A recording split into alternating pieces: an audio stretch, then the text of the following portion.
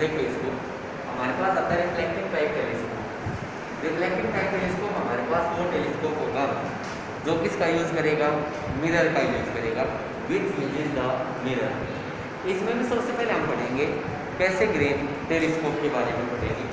कैसेग्रेन telescope हमारे पास वो होता है कि जिसके पास दो तो मिरर होते हैं और एक लेंस होता है। जो मिरर है वो हमारे पास लाइट रे को क्या करेंगे, रिफ्लेक्ट करेंगे।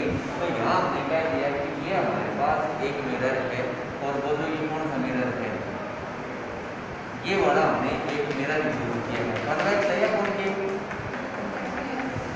कॉनकेव मिरर है, ये एक कॉनकेव मिरर है।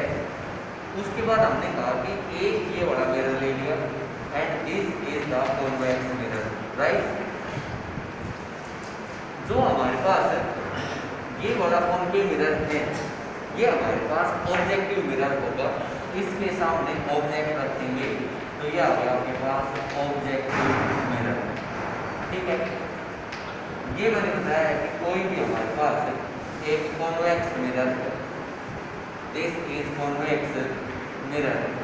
अब बताओ, जब टेलीस्कोप है तो ऑब्जेक्ट है वो हमारे पास होगा या दूर होगा, दूर होगा। और कितनी दूरी पे होगा, इनफाइनाइट डिस्टेंस दूरी पे होगा।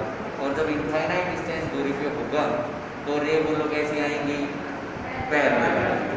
तो यहाँ हमने कहा कि ये हमारे पास रेज आई और कैसे भी आ गई आपके पास एक पैरेलल बीम आ गया, this is the parallel beam.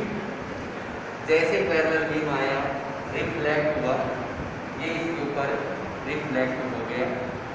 अब बोलो क्या ये कॉन्वेक्स मिरर में रिफ्लेक्ट करेगा, रिफ्लेक्ट करेगा। इसने इसको रिफ्लेक्ट किया और हमने बताया कि यहाँ पे हमारे पास ये आई लेंस है और यहाँ पे इसकी क्या बन गई आपके पास इमेज बन गई। और बोलो इस कैसेग्रेन टेलीस्कोप ने किसका यूज किया है, मिरर्स का यूज किया है। Therefore it is known as the reflecting type telescope, it is known as the reflecting type telescope। कर लो इसको, न्यूटोनियन टेलीस्कोप। देखो हमारे पास आता है न्यूटोनियन टेलीस्कोप। जो न्यूटोनियन टेलीस्कोप है इसके पास हमारे पास क्या होगा कि एक कॉन्वेक्स मिरर होगा और एक प्लेन मिरर होगा। भाई जब टेलीस्कोप है तो इसके लिए ऑब्जेक्ट तो इनफाइनाइट डिस्टेंस दूरी पे लेना पड़ेगा। ये मैंने कहते हैं भाई ये हमारे पास एक कॉन्वेक्स मिरर है। जब ऑब्जेक्ट इनफाइनाइट डिस्टेंस दूरी पे है तो बोलो हमारे पास कैसा बीम आएगा बच्चों, पैरेलल बीम आएगा। ये पैरेलल बीम आ गया और ये मैंने मान लिया कि ये लाइट है इसके सेंटर ऑफ कर्वेचर से पास होती है। सेंटर ऑफ कर्वेचर से कोई भी लाइट आएगी नॉर्मल होगी तो उसके बाद रिफ्लेक्ट हो जाएगी और वापस उसी पास खत्म हो जाएगी।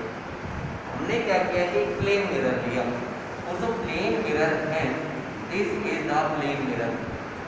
प्लेन मिरर हमने इस टाइप से रखा है कि ये हमारे पास इसकी जो सेंटर से एक्सिस पास करती है उसके साथ 45 डिग्री का एंगल बनाए। This angle is 45 degree. अब देखो भाई यहाँ से ये लाइट आई रिफ्लेक्ट हुई, यहाँ जाके टकराएगी, प्लेन मिरर में स्ट्राइक करेगी, ये भी लाइट रिफ्लेक्ट होगी और कहाँ जाके टकराएगी, प्लेन मिरर पे। अगर यहाँ पे हमारे पास प्लेन मिरर नहीं रखते तो बोलो फोकस पे जाके मिलती दोनों लाइटें। इसने क्या किया, इसको रिफ्लेक्ट किया और जैसे ही प्लेन मिरर ने रिफ्लेक्ट किया तो इस पॉइंट पे आके मिल गई और this is the eye lens. ये हमारे पास क्या है, आई लेंस है। And we can observe the image of the distant object in this eye lens, in this eye lens. This is the Newtonian type telescope. करो इनको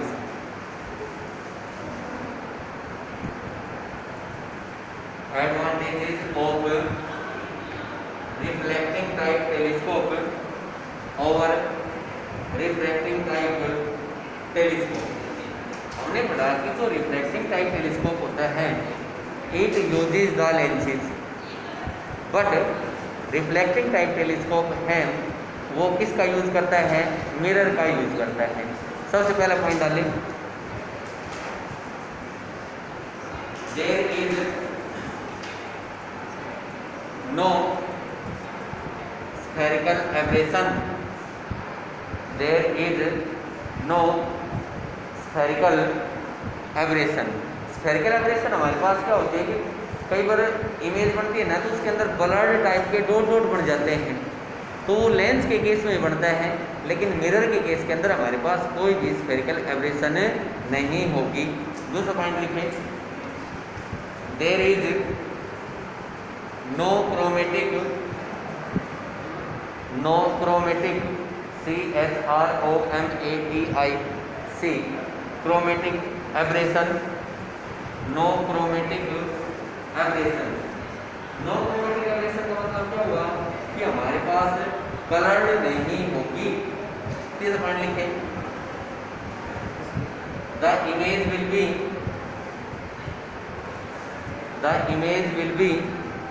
brighter,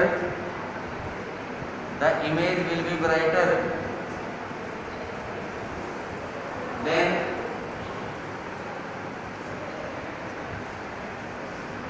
in case of refracting type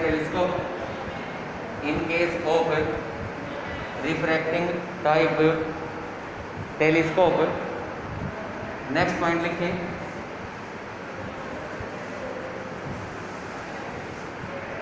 भाई जो lens होता है उसकी दोनों side की grinding करनी पड़ती है, लेकिन मिरर है उसके केवल एक साइड की ग्राइंडिंग और पॉलिशिंग करनी पड़ती है। लिखें, there requires only one side, as mirror कर लो, as mirror requires only one side grinding and polishing, और लास्ट पॉइंट लिखिए, it is easier to handle,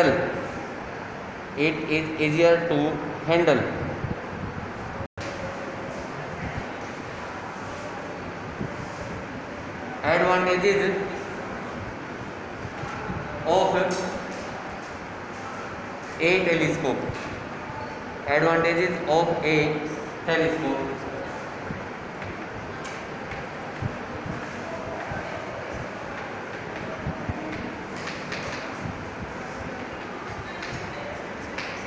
telescope के हमारे पास एडवांटेजेस आती हैं। भाई सबसे पहले हमने बताया कि जो मैग्नीफाइंग पावर है टेलीस्कोप की बहुत ज़्यादा होनी चाहिए। सबसे पहला पॉइंट लिखिए, the magnifying power must be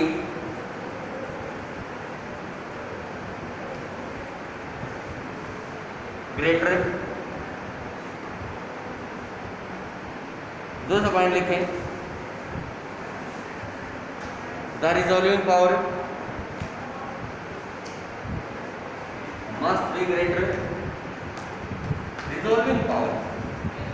resolving power हमारे पास क्या होती है कि कोई भी दो डिस्टेंट ऑब्जेक्ट हैं, इधर ध्यान करें, कोई भी दो डिस्टेंट ऑब्जेक्ट है और बहुत नज़दीक है, तो रिजोल्व करके मतलब उनको सेपरेट करने की जो पावर है वो हमारे पास टेलीस्कोप की क्या होनी चाहिए?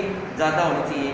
कई बार अगर हम देखते हैं कोई भी ये दो पॉइंट है, एक ये पॉइंट है, एक ये पॉइंट है, मैंने तो दूर दूर बनाए हैं, लेकिन हम बहुत दूर से देखें तो बोले एक दूसरे के चिपके हुए दिखाई देंगे या नहीं, और जब चिपके हुए दिखाई देंगे तो हम टेलीस्कोप ऐसा बनाएं कि दोनों को सेपरेट करके दिखाने की जो क्षमता है वो बहुत ज़्यादा हो, that is known as the resolving power.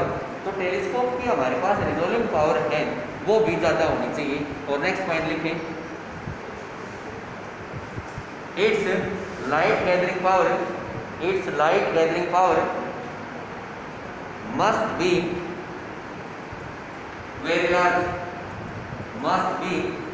Very large. Light gathering ज़्यादा होगी तो क्या होगा बोलो? इमेज कैसी बनेगी? ब्राइटर इमेज बनेगी। क्यों? क्योंकि और लाइट गैदरिंग पावर का मतलब क्या हो गया? ऑब्जेक्टिव लेंस के साइज से हो गया, साइज जितना बड़ा होगा उतनी हमारे पास लाइट भी वो क्या करेगा, आपके पास ज़्यादा गैदर करेगा। तो ये हमारे पास एडवांटेज हैं। और किसके एडवांटेज बताए हमने, टेली। आगे देखो, आगे हमारे पास आते हैं एनसीईआरटी का चैप्टर नंबर 10 आता है और वो हमारे पास आता है वेव ऑप्टिक्स। लिख लो, वेव ऑप्टिक्स।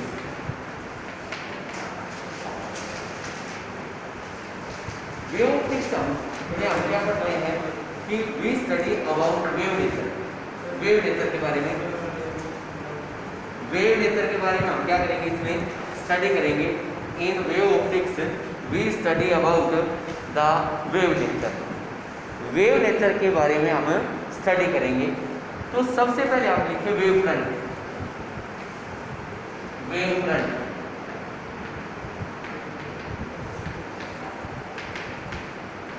वेव फ्रंट हमारे पास क्या होता है, what is the wave front.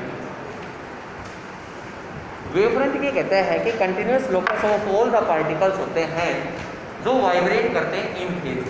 आपने देखा होगा कि अगर मान लो कहीं पानी है और पानी में आपने स्टोन डाल दिया और जैसे स्टोन डाला, यहाँ पे आपने स्टोन डाला है, तो आपने देखी होगी इस वाटर के अंदर वेव्स आती है इस टाइप की, इसी टाइप की आती है, इसी टाइप की आती है। आपने डाला कि इसके अंदर जैसे हमने यहाँ पे कोई भी स्टोन डाला तो हमारे पास इस टाइप की लहरें उठती हैं। तो ये कहता है कि ये सारे क्या है, आपके पास वेव फ्रंट है। आपने देखा होगा कि इस वाटर के अगर ये वेव है तो सारे के सारे पार्टिकल्स एक साथ ही ऊपर जाते हैं और एक साथ किधर चले जाते हैं, नीचे चले जाते हैं। अब मैं कह दूँ कि सारे के सारे पार्टिकल एक साथ ऊपर गए और एक साथ नीचे चले गई, तो बोलो इन दोनों पार्टिकल्स के बीच का फेज डिफरेंस कितना हो गया आपके पास, 0 के बराबर हो गया। लिख लें wave front, it is defined as the continuous, it is defined as the continuous locus of all the particles, continuous locus of all the particles which are vibrating in phase, which are vibrating in phase, in phase के bracket में लिख लें phase difference 0, phase difference 0, phase difference 0। अब एक बात बताइए, आपने एक स्टोन डाला और यहाँ से हमारे पास कोई लीफ था, कोई पत्ता था, वाटर में आपने स्टोन डाल दिया और इस पॉइंट पे हमारे पास कोई भी एक लीफ था। अब आपने देखा कि ये लहरें जारी हैं, तो बोलो क्या ये लीफ लास्ट टाइम के ऊपर आ जाएगा या वहीं को ही वाइब्रेट करेगा? आपने प्रैक्टिकली महसूस ही नहीं किया है, लीफ वहीं की वहीं वाइब्रेट करता रहेगा, उसी पॉइंट पे वाइब्रेट करता रहेगा। इसका मतलब ये हो गया कि जब हमारे पास वेव है वो ट्रेवल करती है तो वहाँ पे मीडियम है वो क्या होता है कि भाई मूव नहीं करता, there is no transformation of medium, but ये कहता है कि एनर्जी है वो एक पॉइंट से दूसरे पॉइंट पे क्या हो जाती है, आपके पास ट्रांसफर हो जाती है। यहाँ पे एनर्जी थी और लास्ट एंड तक आ गई, लेकिन लीव तो लास्ट एंड के ऊपर नहीं आया। इसका मतलब क्या हो गया कि एनर्जी की ट्रांसफॉर्मेशन होती है, बट जो मीडियम है वो हमारे पास ट्रांसफर नहीं करेगा। लिखिए इसके अंदर सबसे पहले लिखिए wave velocity, wave velocity, wave velocity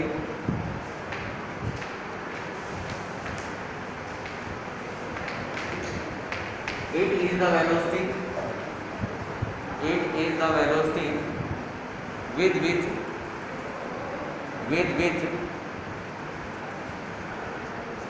the wave travels, the wave travels। अगला लाइन लिखें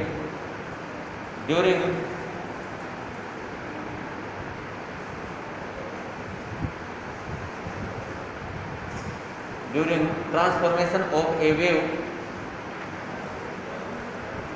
during transformation of a wave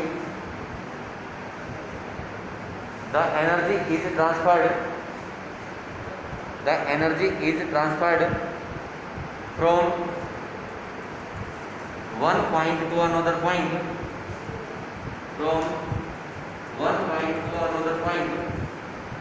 but the material medium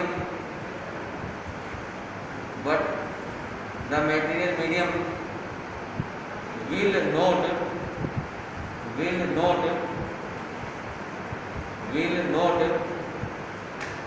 transfer from one point to another point। क्या आपको ये वाला पॉइंट समझ में आया? हमने एक बताया था, लीफ बताया था, और जब लीफ है वो जहाँ रखा है वहीं तो वही वाइब्रेट करता रहेगा, लेकिन जो वेव्स है वो एक पॉइंट से दूसरे पॉइंट पे क्या करती है? ट्रेवल करती है, और जब तक ट्रेवल करती जाएंगी जब तक लास्ट एंड ना आ जाए। ऐसा ही होता है। तो इसका मतलब क्या हुआ कि हमारे पास एनर्जी है वो तो ट्रांसफर करती है, बट मटेरियल मीडियम है, it will not travel from one point two another point. ठीक है, यहाँ तक किसी को डाउट? अब लिखें types of wavefront.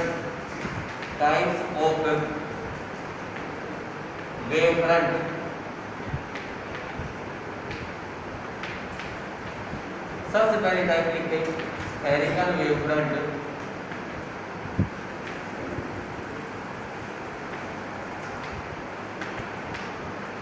Spherical wavefront है, ये हमारे पास क्या होता है? ये कहता है कि अगर हमारे पास सोर्स है, वो क्या आपके पास पॉइंट सोर्स है लाइट का, तब ये बताया है कि जो वेवफ्रंट फॉर्म होगा that will be spherical in nature. लेकिन if there is a point source of light,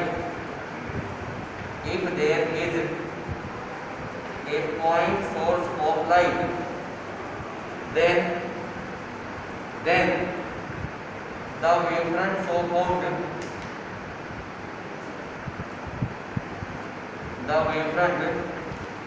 so formed will be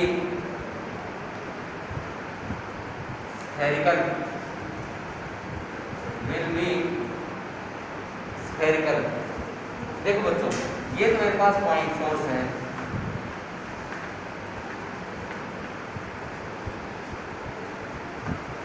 और ये जो वेवफ्रंट बना है वो कैसा बन गया आपके पास? Spherical wavefront. बनाओ।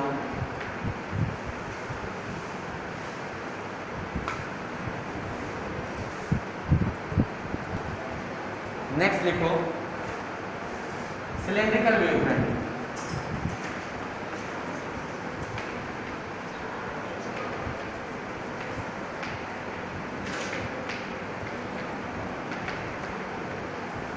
ओके, हमारे पास आता है सिलेंड्रिकल वेवफ्रंट। जब हम सिलेंड्रिकल वेवफ्रंट के बारे में स्टडी करते हैं तो यहाँ हम कह सकते हैं कि अगर हमारे पास कोई भी एक लीनियर सोर्स है, this is the linear source of light, और जब लीनियर सोर्स होगा, अब देखो ये वेवफ्रंट कैसे बना है, एक बार ध्यान दें भाई। पॉइंट सोर्स है, अब जिस भी मीडियम में लाइट रखी होगी, बोलो हमारे पास सारी डायरेक्शन में ट्रेवल करेगी या नहीं, और किसी भी मीडियम के अंदर स्पीड ऑफ लाइट सेम रहेगी या डिफरेंट? बोलो सेम रहेगी या डिफरेंट? सेम रहेगी। अगर v स्पीड है, t टाइम है, तो बोलो उसने t टाइम में कितनी डिस्टेंस ट्रेवल करी? vt। और यहाँ पे बोलो इस डायरेक्शन में vt डिस्टेंस होगी, इस डायरेक्शन में vt डिस्टेंस, इस डायरेक्शन में vt, इस डायरेक्शन में vt, हर एक डायरेक्शन में कैसे कितनी डिस्टेंस रहेगी? vt। पॉइंट सोर्स था और हर एक डायरेक्शन में इस पॉइंट से vt डिस्टेंस है, तो बोलो क्या हमारे पास एक स्फीयर बनेगा? बोलो क्या स्फीयर बनेगा? अब हमारे पास क्या आता है कि हमारे पास आता है कोई भी एक लीनियर सोर्स है, और ये मैंने मान लिया कि ये मेरे पास कोई भी एक लीनियर सोर्स ऑफ लाइट है। अब बोलो जिस भी मीडियम में रखा है उसके अंदर बोलो स्पीड ऑफ लाइट सेम और डिफरेंट? सेम। टी टाइम में जो डिस्टेंस ट्रेवल होगी लाइट से, बोलो हर एक डायरेक्शन में vt होगी या नहीं? और इस लाइन को सेंटर मान के अगर आप जो शेप ड्रा करोगे, बोलो सिलेंडर होगा या नहीं? तो बोलो कैसा वेवफ्रंट हो गया आपके पास? Cylindrical wave front. तो यहाँ हमने कहा सिलेंड्रिकल वेव फ्रंट के लिए कि ये हमने बताया कि this type of wave front is the cylindrical wave front. और सिलेंड्रिकल वेव फ्रंट हमारे पास तभी होगा जब हमारे पास जो सोर्स ऑफ लाइट है वो कैसा रहेगा, आपके पास लीनियर सोर्स ऑफ लाइट रहेगा। पढ़ा ली इसको।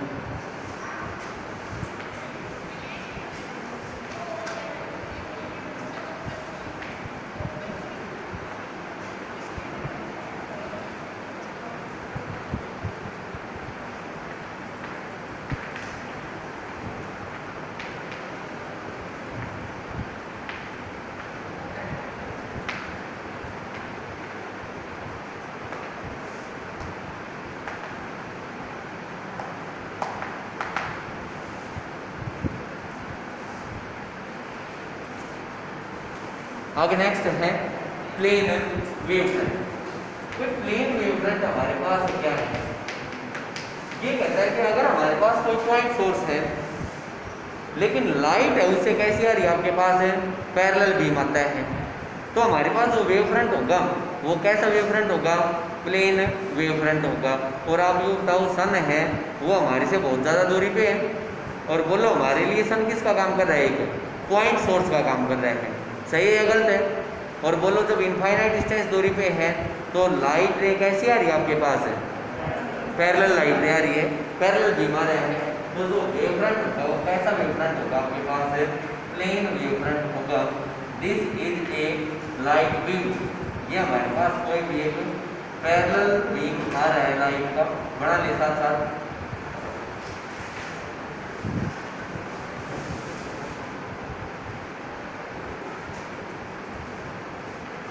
Plane wave front. ये वाला जो इसके परपेंडिकुलर होगा वो हमारे पास क्या रहेगा, प्लेन वेव फ्रंट रहेगा। और आप एक चीज और देख रहे होंगे कि जो वेव फ्रंट है वो रे के परपेंडिकुलर है, हमेशा रे के किधर है, परपेंडिकुलर। अगर मैं पॉइंट सोर्स से बात करूं तो देख एक बार इसको सेंटर मान के हमने सारी सारी रेडियस ड्रा करी है, और जो सारी सारी रेडियस है वो जो रेडियस है वो हमारे पास स्फीयर पे परपेंडिकुलर होगी या नहीं। तो हमारे पास जो वेव फ्रंट होगा वो हमेशा रे के क्या रहेगा, परपेंडिकुलर डायरेक्शन में होगा। नेक्स्ट जो वेव फ्रंट आता है वो हमारे पास आता है spherical converging wave front. Spherical converging wave front है वो हमारे पास क्या होता है, बोलो कन्वर्जिंग वेव कौन सा बीम होता है, जो एक पॉइंट पे आके मिल जाए। तो यहाँ से हमने कह दिया कि हमारे पास कोई भी एक बीम ऑफ लाइट आ रहा था और इस पॉइंट पे आके कन्वर्ज हो रहा था, यही हो रहा था। तो यहाँ पे जो वेव फ्रंट होगा, जो यहाँ पे वेव फ्रंट होगा वो हमारे पास ऐसा वेव फ्रंट होगा, एक will be spherical converging wave front. कैसा वेव फ्रंट हो गया ये, स्फेरिकल कन्वर्जिंग वेव फ्रंट। और उसके बाद हमारे पास आता है नेक्स्ट वेव फ्रंट आता है, that is spherical diverging wave front.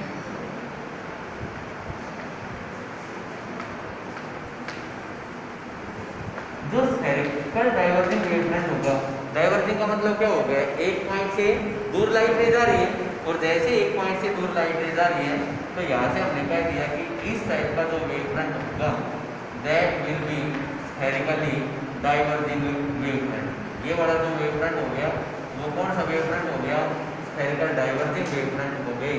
और ये जो वेव फ्रंट हो गई ये कौन से हो गया, आपके पास स्फेरिकल कन्वर्जिंग वेव फ्रंट हो गई। आगे हमारे पास आता है हाइजेंस प्रिंसिपल। ध्यान से देखोगे, इसमें बताया है कि हर एक पॉइंट है ना वेव फ्रंट के ऊपर वो एक्ट करता है as the secondary source of wavelength. अब ये मैंने बताया कि ये मेरे पास कोई भी एक प्लेन वेव फ्रंट है, इसके ऊपर ये पॉइंट है, तो ये बताया है कि हर एक पॉइंट है वो एक्ट करता है as the secondary source of light. अब ये कहा है कि अगर इन पॉइंट्स को हम सेंटर मान के और स्फीयर से ड्रा करें जिनकी रेडियस है वो VT के बराबर होगी। VT क्यों ली है, क्योंकि हमने मान लिया कि किसी भी मीडियम के अंदर जो स्पीड ऑफ लाइट है वो v है, और t टाइम में बोलो उसने कितनी डिस्टेंस ट्रेवल करी, VT डिस्टेंस ट्रेवल करी। तो क्या बताया कि हर एक पॉइंट को सेंटर मान के और हमने क्या ड्रा कर दिए, स्फीयर्स ड्रा कर दिए जिनकी रेडियस है वो किसके बराबर, आपके पास VT के बराबर है। और उसके बाद इसने बताया कि अगर इनके स्फीयर्स को टच करते हुए हमने क्या किया कि भाई टेंजेंट ड्रा कर दिए, तब ये कहता है कि ये जो टेंजेंट है it act as the secondary wave front, ये किसकी तरह एक्ट करेगा, सेकेंडरी वेव फ्रंट की तरह एक्ट करेगा। This is the Huygens principle. क्या समझ आया?